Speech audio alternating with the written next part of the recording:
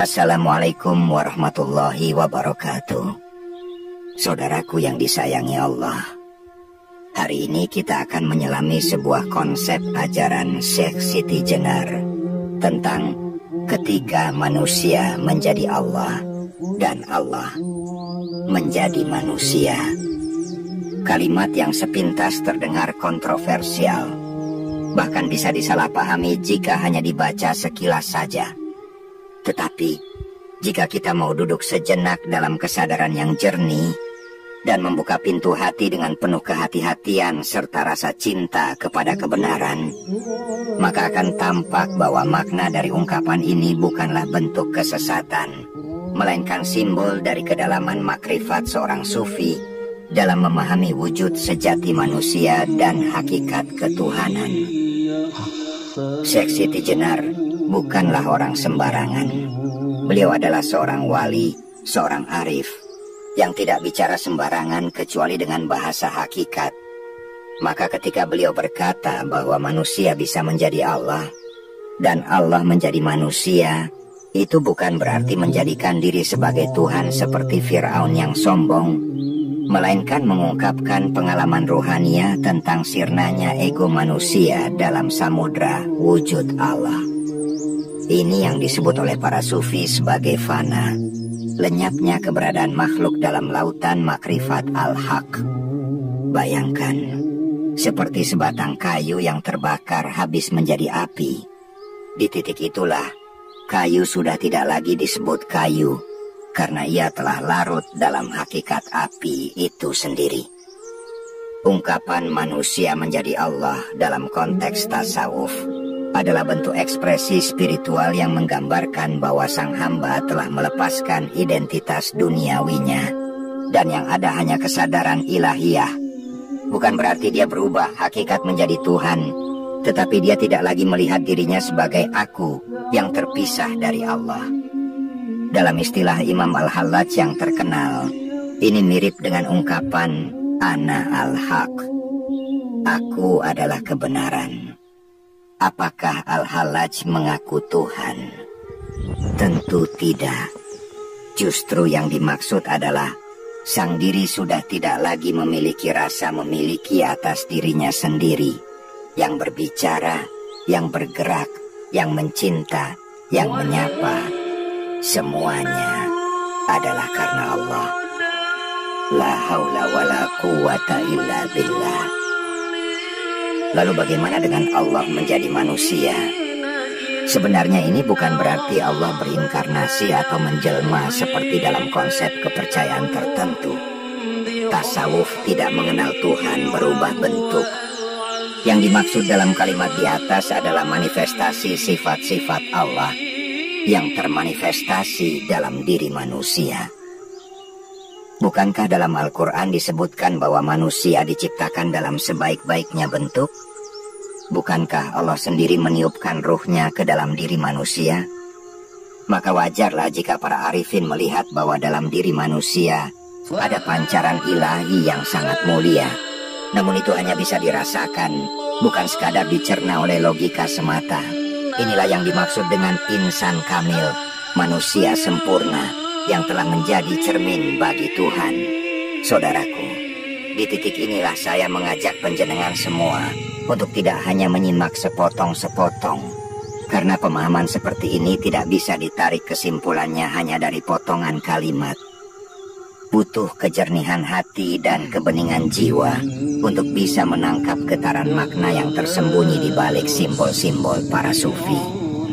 Maka tolong, simaklah video ini sampai akhir agar tidak salah paham dan tidak terjebak dalam penilaian yang keliru. Kalau dirasa bermanfaat, dengan tulus saya minta dukungan panjenengan semua untuk bantu like dan subscribe channel Ruang Sufi ini, supaya kita bisa terus menjelajahi samudra makna bersama. Dukungan itu kecil bagi panjenengan, tapi sangat besar artinya untuk keberlangsungan dakwah ini. Baik saudaraku, mari kita lanjutkan. Syekh Siti Jenar tidak mengajarkan manusia untuk merasa jadi Tuhan, tapi justru mengajarkan manusia untuk lenyap dari dirinya sendiri agar yang hadir hanya Allah. bukankah selama ini kita terlalu sibuk dengan aku atau pengakuan? Aku yang punya kehendak, aku yang merasa mampu, aku yang merasa memiliki segalanya. Padahal hakikatnya, semua itu hanyalah titipan. Maka ketika seorang sufi berkata, aku adalah Allah, itu bukan dalam makna ego yang menuhankan diri, tapi justru karena egonya sudah tidak ada, yang ada hanya Allah. Ini bukan konsep untuk disombongkan, tetapi untuk merendahkan diri sedalam-dalamnya kepada Sang Pencipta. Jika kita lihat dari lensa para sufi besar seperti Ibnu Arabi, maka akan semakin jelas bahwa konsep ini bukan tentang perubahan esensi, tapi tentang tajalli, penampakan sifat-sifat ilahi dalam ciptaannya.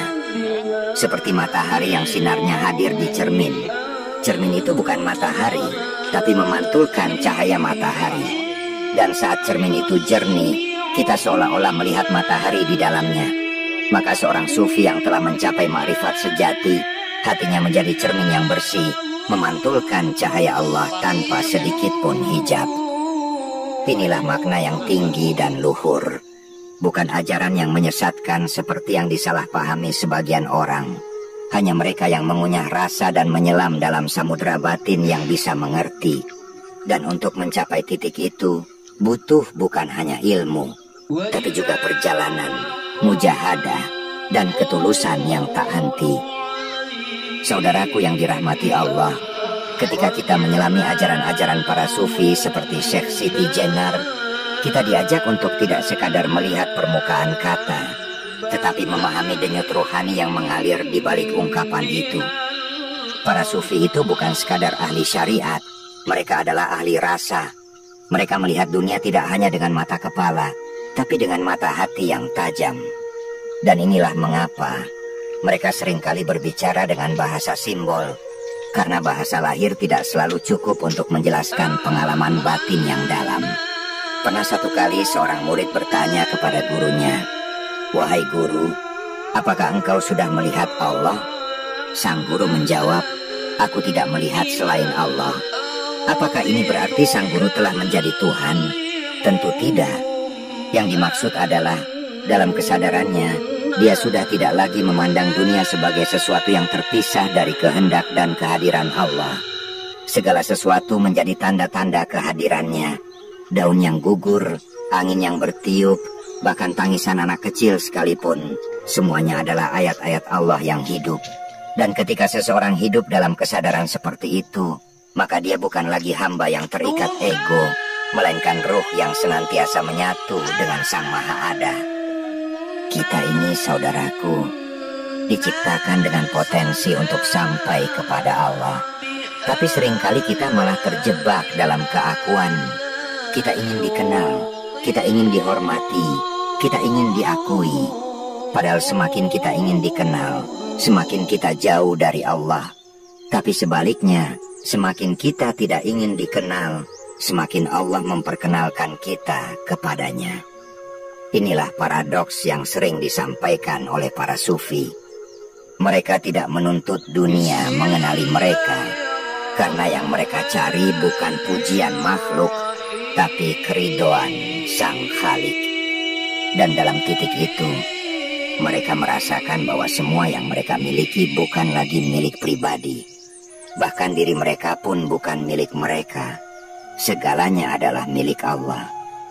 Makanya, jangan heran kalau dalam ajaran Syekh Siti Jenar kita dapati ungkapan-ungkapan yang membingungkan akal. Karena memang itu bukan makanan akal, melainkan makanan ruh. Akal hanya bisa mengantar sampai gerbang, tapi ruh yang akan menembus ke dalam.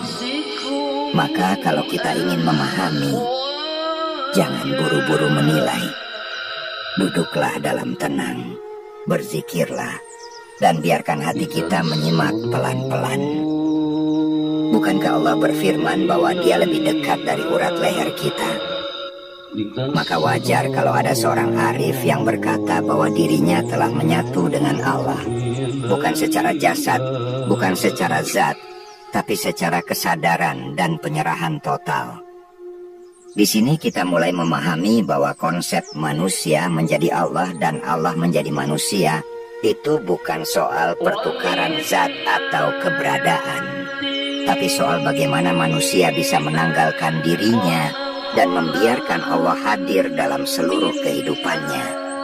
Seperti tong kosong yang siap diisi air atau jendela yang terbuka agar cahaya bisa masuk. Selama kita masih merasa menjadi sesuatu, selama itu pula kita terhalang dari melihat keagungan Sang Maha Segalanya. Tapi saat kita rela tidak menjadi apa-apa, justru disitulah kita menjadi sesuatu yang berarti. Karena saat itulah Allah mengisi ruang kosong kita dengan nurnya. Bahkan dalam tarekat-tarekat sufi yang tersebar di berbagai penjuru dunia, ungkapan semacam ini menjadi simbol pencapaian spiritual tertinggi. Tapi perlu digarisbawahi, ini bukan ajaran untuk semua tahap. Ini adalah makom para kekasih Allah.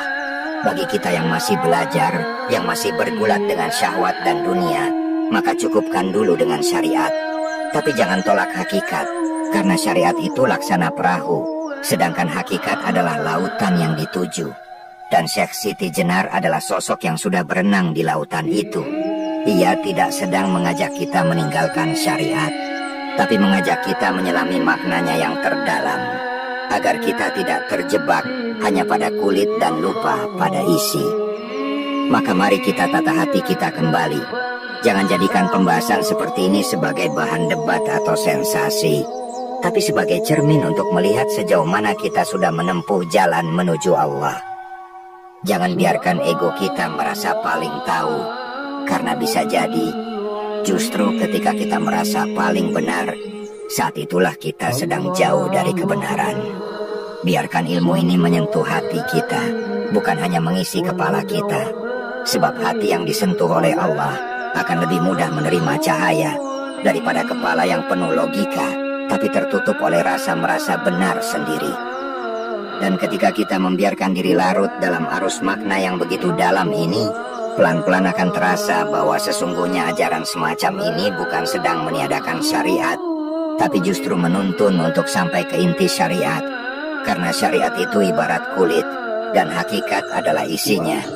Tidak ada buah yang tanpa kulit, tapi jangan pula kita hanya memeluk kulit dan lupa merasakan manisnya isi. Syekh Siti Jenar tidak sedang menolak syariat, tapi Syekh Siti Jenar mengajak kita untuk menembusnya, agar kita tidak terjebak dalam rutinitas ibadah yang kosong, sehingga kita bisa sampai pada rasa hadirnya Allah dalam setiap sujud, dalam setiap helaan nafas, dalam setiap gerak dan diam. Orang-orang seperti beliau, para sufi, seringkali tidak dipahami karena mereka berbicara dari tingkat kesadaran yang lebih tinggi. Mereka telah menyaksikan, bukan sekadar membaca. Mereka telah mengalami, bukan hanya membayangkan. Maka jangan heran jika ucapan mereka kadang mengguncang dan membingungkan. Karena apa yang keluar dari lisan mereka bukan sekadar ilmu, tapi pengalaman ruh yang dalam, yang tak bisa diwakilkan oleh kata. Disinilah kita belajar rendah hati, bahwa tidak semua hal harus langsung kita pahami dengan akal kita yang terbatas. Kadang butuh hati yang hening dan kerendahan jiwa untuk bisa menangkap apa yang sejatinya sedang diungkap.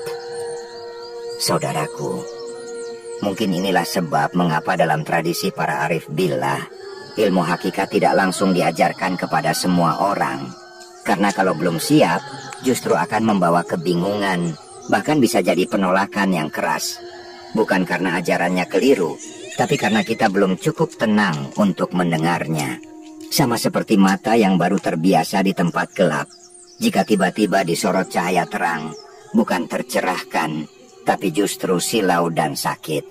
Maka cahaya kebenaran itu pun harus masuk dengan perlahan, melalui kesiapan batin, dengan hati yang tenang, dan jiwa yang mau belajar.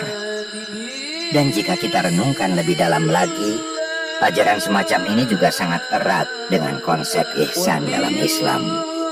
Ihsan artinya engkau beribadah kepada Allah seolah-olah engkau melihatnya. Dan jika tidak bisa melihatnya, maka yakinlah bahwa Dia melihatmu.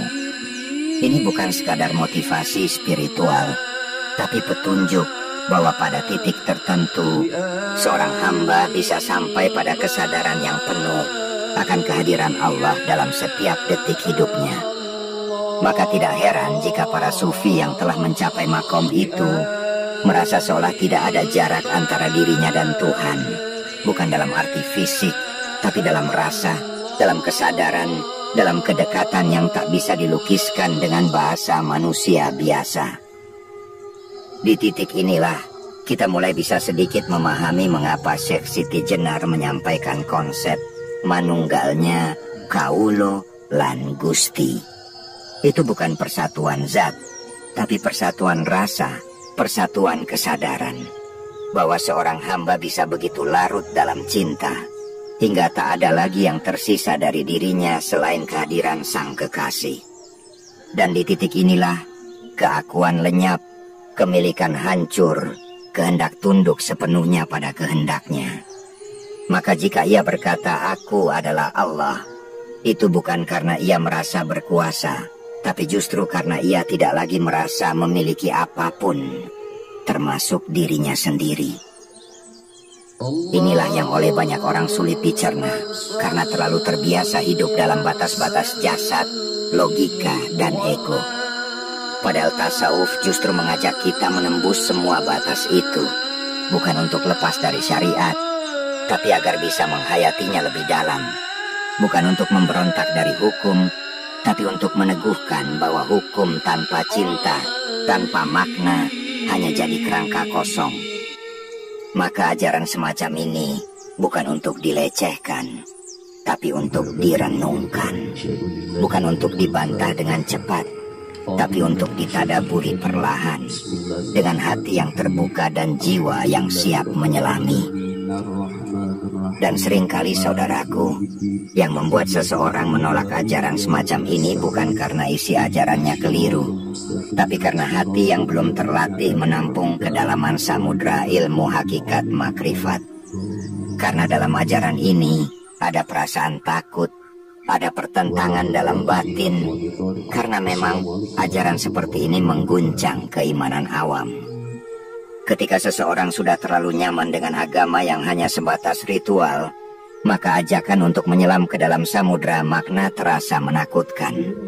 Padahal justru di sanalah ruh agama hidup. Para wali dan sufi tidak pernah mengajak manusia keluar dari Islam. Justru mereka menuntun kita untuk masuk lebih dalam ke jantung Islam itu sendiri, yakni cinta, ikhlas, dan kesadaran akan kehadiran Allah dalam setiap detik kehidupan. Bahkan, kalau kita jujur, ajaran seperti ini membuat seseorang menjadi sangat rendah hati. Karena orang yang sudah mengerti bahwa semua ini hanyalah peran dari Allah, tidak akan sibuk membanggakan amalnya. Ia tahu, bukan karena dirinya bisa sholat lalu ia menjadi mulia, tapi karena Allah yang memberinya kekuatan untuk sujud. Ia tidak lagi menepuk dada atas dzikirnya, karena ia sadar yang menggerakkan lidahnya pun adalah Allah. Maka hamba seperti ini tidak sombong. Ia tenang. Ia tidak mudah marah ketika dihina, karena ia tidak merasa memiliki harga diri yang perlu dibela. Ia tidak gelisah ketika kehilangan, karena ia tak pernah mengaku memiliki. Segalanya titipan. Dan dalam titipan itu, tak ada yang perlu disombongkan. Ini sangat berbeda dengan orang yang hanya memahami agama pada lapisan luar. Kadang, yang banyak bicara soal kesesatan, justru yang belum pernah menempuh perjalanan rohani. Yang sibuk menghakimi adalah mereka yang belum pernah menangis dalam sepi karena rindu kepada Allah. Maka berhati-hatilah saudaraku. Jangan sampai kita terjebak dalam merasa benar sendiri lalu kehilangan adab kepada kekasih-kekasih Allah. Bukankah Nabi kita pun pernah bersabda bahwa di akhir zaman banyak orang yang membaca Al-Quran, tapi hanya sampai ke tenggorokan mereka, tidak masuk ke dalam hati. Ini adalah peringatan bahwa ilmu saja tidak cukup tanpa rasa. Kita tahu bahwa tidak semua orang akan memahami hal ini dalam sekali duduk. Tapi jika hati kita terbuka, maka perlahan semua akan menjadi terang. Karena ilmu seperti ini, sebagaimana disampaikan para arif, bukan untuk dihafal, tapi untuk dirasakan. Bukan untuk dipamerkan dalam debat, tapi untuk direndahkan dalam sujud. Maka mari kita perlakukan setiap kata dari para sufi dengan kehati-hatian, seperti membawa gelas kaca berisi madu. Salah menggenggam bisa tumpah, terlalu keras bisa pecah, terlalu longgar bisa terjatuh. Maka jalani dengan rasa, dengan diam, dengan tafakur. Karena hanya hati yang lembut yang bisa menjadi wadah untuk hikmah yang dalam. Dan bila kita ikuti jejak para sufi itu, akan tampak bahwa inti dari perjalanan spiritual bukanlah pencapaian, tapi kehilangan. Kehilangan keakuan, kehilangan hasrat untuk dipuji, kehilangan rasa paling tahu. Justru di titik kehilangan itulah seseorang mulai mengenal makna keberadaan yang sesungguhnya. Seperti seorang pengembara yang berjalan jauh, semakin ia jauh dari rumah lamanya, semakin ia dekat dengan rumah hakikinya. Maka seorang sufi yang telah menempuh jalan fana tidak lagi melihat dunia sebagai milik, tapi sebagai jembatan. Ia tidak melekat, tapi juga tidak menolak. Ia tidak mengejar, tapi juga tidak lari. Ia hanya berjalan dengan hati yang pasrah, dengan langkah yang tenang, sebab ia tahu bahwa segala yang datang dan pergi adalah bayang-bayang dari kehendak yang Maha Satu. Inilah yang sering disalahpahami. Ketika seorang sufi berkata, "Aku adalah dia," sesungguhnya ia bukan sedang menggantikan posisi Tuhan, tapi sedang menghilangkan posisinya sendiri. Ia tidak lagi melihat dirinya ada, karena yang ia saksikan hanyalah Allah yang Maha Hadir dalam segala. Ia telah keluar dari tirai identitas diri yang sempit, lalu larut dalam keluasan samudra ilahi. Maka dari luar bisa tampak seperti pengingkaran, tapi dari dalam justru itu adalah puncak kepasrahan. Dan kepasrahan inilah yang menjadi kunci, karena hanya dengan pasrah seseorang bisa dibimbing. Hanya dengan kosong, seseorang bisa diisi. Hanya dengan tunduk, seseorang bisa diangkat. Syekh Siti Jenar tidak sedang mengajari manusia untuk menjadi sombong dengan menyamakan dirinya dengan Tuhan. Justru sebaliknya, beliau sedang mengajak manusia untuk sadar bahwa selama ia merasa punya kehendak sendiri, selama ia masih merasa memiliki daya sendiri, selama itu pula ia belum benar-benar menjadi hamba. Maka konsep manunggal kawula lan Gusti bukanlah penggabungan zat, tapi penggabungan tujuan. Di saat kehendak hamba menyatu dengan kehendak Tuhan, maka lahirlah gerak yang sejati, diam yang bermakna, dan ucapan yang menjadi cahaya. Dan inilah saudaraku yang perlu kita renungi bersama dengan hati yang hening. Bukan untuk diperdebatkan secara liar, tapi untuk ditadaburi secara jujur. Karena hanya dengan hati yang jernih kita bisa menangkap getaran kebenaran. Dan kalau hari ini ada getaran yang menyentuh batin panjenengan dari pembahasan ini, itu bukan karena hebatnya kata-kata dari saya, tapi ini karena ada cahaya Allah yang mengetuk hati kita. Maka mari teruskan perjalanan ini. Jangan berhenti di gerbang. Mari kita dalamkan pemahaman ini, agar kita tidak menjadi orang yang hanya melihat kulit, tapi tidak mencicipi isi. Karena hakikat itu bukan hanya untuk diketahui, tapi untuk dialami. Dan seperti biasa, saya titip pesan dari hati. Jika jenengan merasa konten ini membawa manfaat, tolong bantu sebarkan. Klik like, subscribe, agar jenengan gak ketinggalan setiap kali ada pembahasan baru. Tulis juga di kolom komentar, mungkin ada pertanyaan atau sekadar berbagi pandangan. Dan jangan ragu untuk share ke saudara, teman, sahabat yang sedang mencari makna dalam hidup ini. Semoga dari tangan kita Allah izinkan satu jiwa mendapatkan cahaya. Wassalamualaikum warahmatullahi wabarakatuh.